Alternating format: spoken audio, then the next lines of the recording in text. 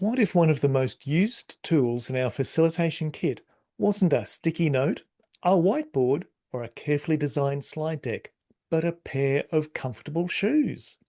Between us, we've been running workshops for a long time, and if there's one technique that constantly surprises us with how well it works, it's the walk and talk. It's a simple thing, just getting people outside, walking and talking.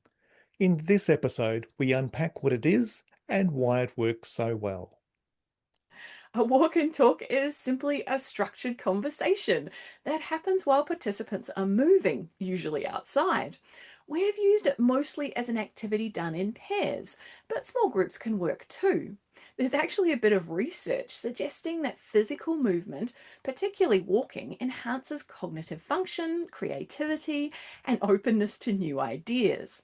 A study by Obzio and Schwartz in 2014 at Stanford found that walking even on a treadmill facing a blank wall significantly boosted creative thinking compared to sitting. For extension practitioners, this is really helpful because if we want workshop participants to think more openly and generate ideas, getting them on their feet can help, whether we're working with farmers or other extension people.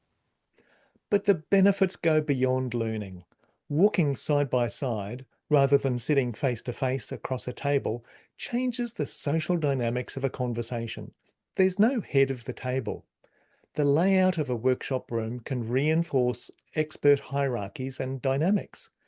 People who might feel intimidated speaking up in a formal setting often find it easier to talk when they're moving. We've noticed this dynamic where quieter people, like growers who rarely speak in a group setting, will often speak up during a paddock walk. Something about the shared movement and the outdoor environment seems to help prompt willingness to share. Like any facilitation technique, a walk and talk works best when it's designed well. Here are a few things we've learned along the way. First, be clear about what we're doing the walk and talk for. What do we want participants to be discussing or deciding by the end of the walk? We like using a walk and talk as a way of reflecting on what's been covered so far and what might be useful. Talking this through with someone else helps us cement our learning. If we're doing this as an exercise in pairs, then think about how we're pairing people. Sometimes mixing experience levels is valuable, so having a less experienced farmer paired with a farmer who's got lots of experience is helpful. Other times we want people who are similar to pair up. Both work, it's just worthwhile reflecting on this beforehand. The most useful hint is to get everyone to pull out their mobile phone before they start and set a timer. If we've got 15 minutes for a walk and talk, we'll ask people to set a time for 7 minutes before they start walking. When the timer goes off, that's the cue to head back to the group. We might even say one person gets to talk on the way out and the other on the way back. We think having a walk and talk is a lot more enjoyable than just sitting in a room chatting to the person next to us.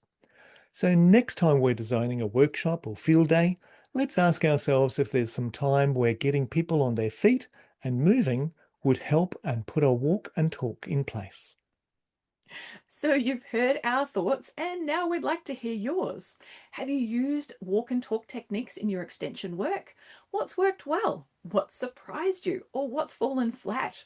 Drop your experiences in the comment below the blog post. We learn a lot from your experience, so thanks for contributing to the conversation. Thanks for joining us on this Enablers of Change episode. And remember to subscribe if you liked what you heard. Until next time, all the best.